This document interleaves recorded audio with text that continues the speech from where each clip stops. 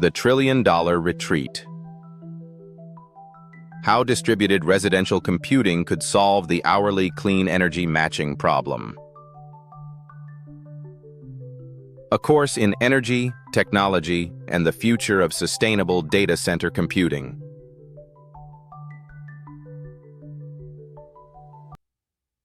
The moonshot that hit a wall. Not long ago, the world's largest technology companies made headlines with sweeping environmental pledges. Microsoft announced its intention to be carbon negative by 2030 and to remove all the carbon it had ever emitted by 2050. Then, Google declared it would operate on 24/7 carbon-free energy by 2030, meaning that every hour of every day, clean energy would power every data center on the planet. These were not modest goals. They were, in the truest sense of the word, moonshots. By 2026, however, cracks had appeared in the glass. The explosive growth of artificial intelligence, and with it, the explosive growth in computing demand, has forced a quiet but consequential strategic retreat. Rather than achieving hourly matching of clean energy consumption with clean energy generation, the major hyperscalers have increasingly leaned back on a more forgiving metric: annual matching through carbon offsets. In practice, this means a data center might burn fossil fuels at 2:00 a.m. on a windless winter night, then balance the books by purchasing certificates that represent renewable energy generated somewhere else at some other time, perhaps in a different state entirely. The math appears clean on paper. The atmosphere, however, does not experience the math on paper. It experiences every molecule of carbon dioxide the moment it is emitted. This is not a story about corporate bad faith. It is a story about physics. It is a story about the fundamental mismatch between when and where clean energy is available and when and where centralized computing demands it. And it is ultimately a story about whether a radically different architecture, one built not on 100-megawatt warehouses but on millions of ordinary homes, could succeed where the trillion-dollar data center industry is struggling. To understand why this matters, we need to begin with a simple analogy about body temperature. The body temperature problem. Why averages are dangerous. The annual offset fallacy and the physics of time. Imagine visiting your physician for an annual checkup, and your doctor announces that your average body temperature over the past year was exactly 98.6 degrees Celsius. Perfect, she says. Completely normal. What she does not mention is that in January, your temperature plummeted to 40 degrees for several hours, and in August, it spiked to 150 degrees for an afternoon. The annual average looks fine, but you, the patient, would not have survived either of those excursions. This is precisely the problem with annual carbon matching in the context of clean energy and data centers. Saying that a technology company consumed as much renewable energy as it generated over the course of a full calendar year tells us something useful, but it conceals something potentially catastrophic about what was actually happening at 3:00 a.m. on a Tuesday in February when the wind turbines were still, the solar panels were dark, and the data center was drawing 100 megawatts of power to process AI training jobs. The concept of hourly matching, sometimes called 24/7 carbon-free energy or 24/7 CFE, requires that for every hour of electricity consumed, an equivalent amount of clean electricity be generated during that same hour in the same regional grid. This is an entirely different standard. It is the difference between a diet where your annual average caloric intake is healthy and a diet where you actually eat healthy food every single day. Why does the hour matter? Because electricity grids operate in real time. The power flowing into a data center at any given moment is drawn from whatever generators are actively producing electricity at that moment. If those generators are natural gas peaker plants at midnight, the data center is running on natural gas at midnight, regardless of what wind farms were spinning at noon last July. Renewable energy is intermittent by nature. Solar energy peaks midday when the sun is highest. Wind energy is strongest in the evening and early morning in many regions, and varies dramatically by season and geography. Hydroelectric power depends on rainfall. These sources cannot simply be dialed up or down on demand. And until battery storage technology achieves a scale and cost-effectiveness that does not yet exist commercially, there will always be hours when the sun is not shining and the wind is not blowing in the region where a data center sits. Annual matching papers over these gaps. Hourly matching reveals them and forces an honest conversation about how to fill them. The natural gas surge. When 100 megawatts never sleeps. How centralized AI computing is rebuilding the fossil fuel grid. To understand why centralized data centers are driving a projected 50% increase in natural gas generating capacity across the United States, you need to understand one fundamental characteristic of hyperscale computing. It does not sleep. A single large-scale AI training cluster might draw 50 to 100 megawatts of power continuously, 24 hours a day, 365 days a year. That is roughly equivalent to the electricity demand of 80,000 average American homes, concentrated in a single building operating at a near constant load. Unlike residential electricity demand, which rises in the morning, peaks in early evening, and falls at night, a data center running AI workloads presents what electrical engineers call a flat load profile. It demands roughly the same amount of power at all hours. A flat, continuous, massive load is one of the hardest problems a power grid can face. Renewable energy is neither flat nor continuous. Wind and solar generation swing dramatically across the day and the year. When a data center operator commits to powering a 100-megawatt facility, they cannot tell their utility, "We'll take whatever is available." Industrial computing requires reliable, stable power. A sudden voltage drop can corrupt memory, crash servers, and destroy hours or days of computational work. The result is that grid operators and power companies building infrastructure to serve the AI data center boom have turned, again, to natural gas. Gas turbines are dispatchable. They can be turned on quickly, throttled up and down on demand, and relied upon to generate power whenever it is needed, regardless of what the weather is doing. In this sense, natural gas is not competing with renewable energy so much as it is compensating for renewable energy's fundamental limitation. It cannot be controlled. This is the central irony at the heart of big tech's clean energy pledges.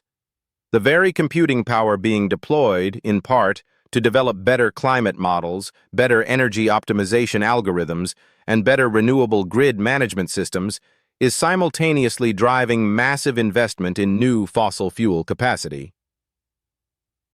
The U.S. Energy Information Administration and numerous independent analyses published between 2024 and 2026 have documented this trend with increasing alarm. The data center construction boom, fueled by AI demand, is a significant driver of new natural gas plant construction that would not otherwise have been necessary. Annual offset accounting does not solve this problem. Buying a renewable energy certificate from a wind farm in Texas does nothing to replace the gas turbine that was spinning in Virginia at 3 o'clock a.m. to keep a Northern Virginia data center online. The emissions happened. They happened in real time, in a specific place, regardless of what the annual spreadsheet shows. This is the wall that the trillion-dollar moonshot has hit, and to get over it, we may need to rethink not just where the energy comes from, but where the computing happens. The distributed alternative. Compute where the clean power is. From centralized offsets to localized matching. The dominant architecture of the Internet age is centralized. Vast server farms in favorable tax jurisdictions or cool climates, aggregating computing resources in one place for efficiency, economies of scale, and ease of management. This model made enormous sense when the primary costs were hardware and human labor, and when energy was cheap and abundant everywhere. That model is being stress-tested by a new reality in which energy is neither cheap nor reliably clean at any given hour in any given location, and in which the cost of energy is becoming the primary operating cost for the largest computing facilities in the world. The alternative that is beginning to draw serious attention from researchers, energy economists, and technology strategists is distributed residential computing. The idea of leveraging idle computational resources in ordinary homes and small buildings to perform computing tasks, specifically during hours when those homes are generating excess renewable energy or drawing power from a locally clean grid. Here is the underlying logic. Solar panels on residential rooftops generate peak power in the middle of the day, often during hours when the homeowner is away from home and electricity demand in the house is low. In many regions with high solar penetration, this produces a phenomenon grid operators call the duck curve, a surplus of cheap, clean solar electricity at midday that the grid struggles to absorb, followed by a steep ramp-up in demand in the evening when solar generation drops, but people return home. Rather than allowing that midday solar surplus to go unused or to be sold back to the grid at low spot prices, distributed computing proposes a different use. Run computationally intensive tasks, AI inference, data processing, scientific simulations, rendering, on devices located in or near those homes precisely during the hours when locally generated clean energy is abundant. The computing follows the clean power rather than forcing the clean power to follow the computing. This represents a fundamental philosophical shift in how we think about the relationship between computing and energy. The centralized model asks, where should we build the most efficient computing facility, and how do we ensure it has power 24/7? This leads to large data centers in strategic locations, annual offset accounting to paper over the gap between 24/7 demand and intermittent renewable supply, and growing dependence on natural gas to provide reliable baseload power. The distributed localized model asks, when and where is clean energy abundant right now, and how do we direct computing tasks to those places at those times? This leads to a flexible, geographically dispersed computing fabric that can route workloads dynamically. Running tasks in Arizona when the desert sun is overhead, shifting to Texas when the wind picks up in the panhandle at night, and idling or scaling back during hours when no locally clean power is available. This is not science fiction. The technical building blocks exist today. Home computers, gaming consoles, smart televisions, and purpose-built edge computing devices can execute meaningful computational work. Distributed computing networks have existed for decades.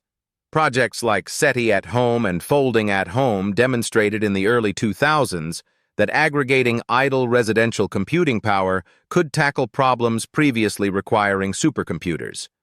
The difference now is that the economic incentive structure is potentially far stronger, the computing hardware in homes is far more powerful, and the climate imperative is far more urgent. Building the solution. What localized matching could actually look like. Architecture, incentives, and the path forward.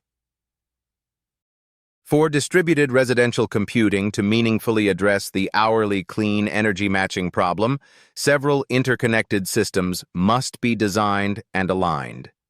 This final section in our introduction to the course outlines what such a system could look like in practice, what technical and economic challenges it must overcome, and why it represents a more honest solution to the problem that annual carbon offsets were always trying to avoid addressing. The technical architecture. At its core, a distributed residential computing network for clean energy matching requires three components working in concert. First, a real-time energy signal, Devices participating in the network must receive continuous information about the carbon intensity of the local grid, ideally at the level of a specific utility service territory or even a local feeder circuit. Organizations like Watt Time and Electricity Maps already publish real-time marginal emissions data for most U.S. grid regions. A computing device that can read this signal knows, in any given hour, whether running a task now means running it on clean energy. Second, a workload scheduling layer. Not all computing tasks are time-sensitive. Training an AI model on a dataset, rendering a 3D animation, processing a genomic sequence, or indexing a document archive are all examples of tasks that can be queued and dispatched to available devices during clean energy windows, rather than executed immediately at a centralized data center drawing whatever power is available. This is analogous to the way smart dishwashers and electric vehicle chargers can already be programmed to run during off-peak hours. The principle scales to computing. Third, a compensation and verification mechanism. Homeowners participating in the network must be meaningfully compensated for their electricity and device wear and tear, and the system must be able to verify, cryptographically and in real time, that each unit of computation was executed during an hour when locally sourced clean energy was genuinely available. This is the technical foundation for what could become a new class of carbon-free computing certificate, one that is temporally and geographically specific, rather than annually averaged. The economic incentive structure. For this system to work at scale, the economic incentives must align for three groups of actors. Homeowners need to earn meaningful compensation, either direct payment or utility rate credits, that makes participation economically rational. Businesses consuming the distributed computing capacity need to pay a price that reflects the genuine premium value of verified hourly matched clean computing. And regulators and grid operators need frameworks that recognize and reward localized matching as genuinely superior to offset-based accounting. The good news is that the premium for verifiably clean computing is likely to grow, not shrink. Corporate sustainability commitments are hardening. The European Union's Corporate Sustainability Reporting Directive and analogous emerging U.S. frameworks are pushing companies toward Scope 2 emissions, accounting that distinguishes between market-based instruments, certificates, and location-based reality. As the scrutiny on annual offset accounting intensifies, the willingness to pay for genuinely clean, genuinely matched computing capacity should increase correspondingly. The honest accounting principle. Perhaps most importantly, distributed residential computing with localized hourly matching represents an architecture built on honesty rather than accounting creativity. When a task executes on a home computer in Phoenix at 1:00 p.m. in July, and that home's rooftop solar is producing more power than the house is consuming, that computation is genuinely, physically, temporally powered by clean energy. No certificates required. No offsets purchased. No annual averaging that conceals a midnight gas turbine.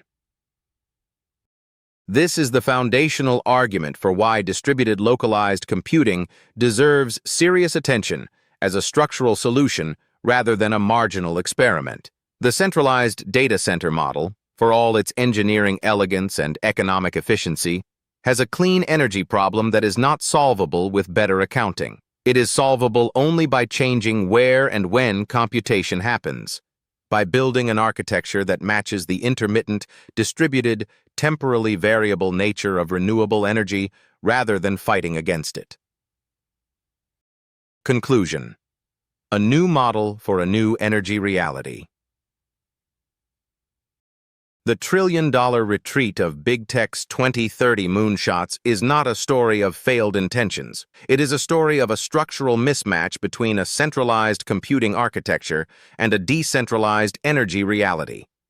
The natural gas surge that is accompanying the AI computing boom is a symptom of that mismatch, not a cause.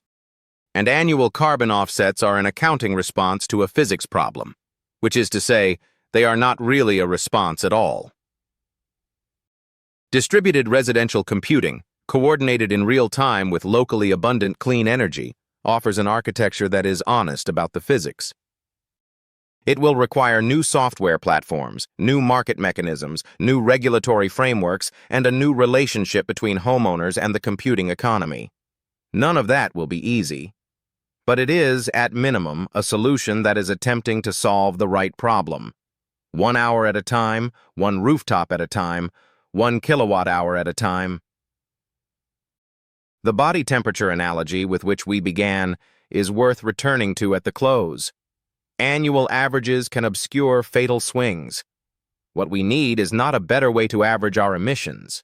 We need a way to ensure that the temperature is actually, genuinely, hour by hour, within a healthy range. Distributed residential computing, done right, is a path toward that goal that no amount of offset purchasing can replicate.